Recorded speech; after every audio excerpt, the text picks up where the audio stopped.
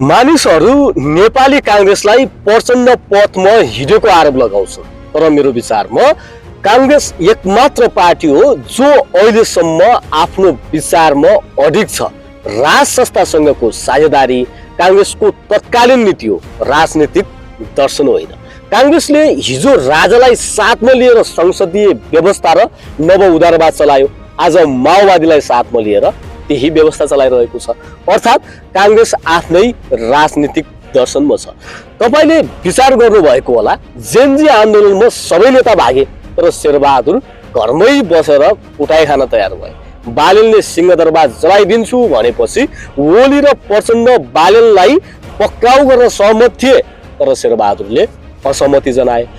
एमसीसीमा एमाले र माओवादीले अनेक नाटक गरे, तर कांग्रेसले छाती खोलेर भन्यो विदेशी सेना आयो भने मलाई 4 भन्ज्याङ कटाऊ।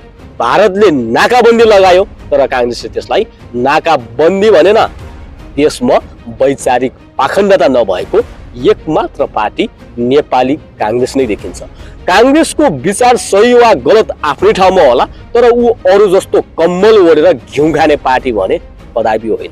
यदि यही राजनीतिक र आर्थिक अवस्थामा नै देश चल्यो हो भने एकमात्र सही विकल्प नेपाली कांग्रेस नै हो, किनकि उसको एक्सपर्ट नै यही व्यवस्थामा छ। जिन्दगी भरि मार्क्सवादको तालिम लिएर संसदीय व्यवस्था चलाउँछ भन्नु कदापि पाइँदैन। यद्यपि यो पढ्दै गर्दा सायद कतिपयले मलाई झोले भनेर कमेन्ट गरिसक्नु नै भएको होला।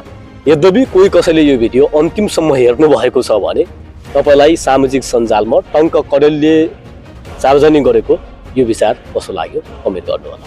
धन्यवाद।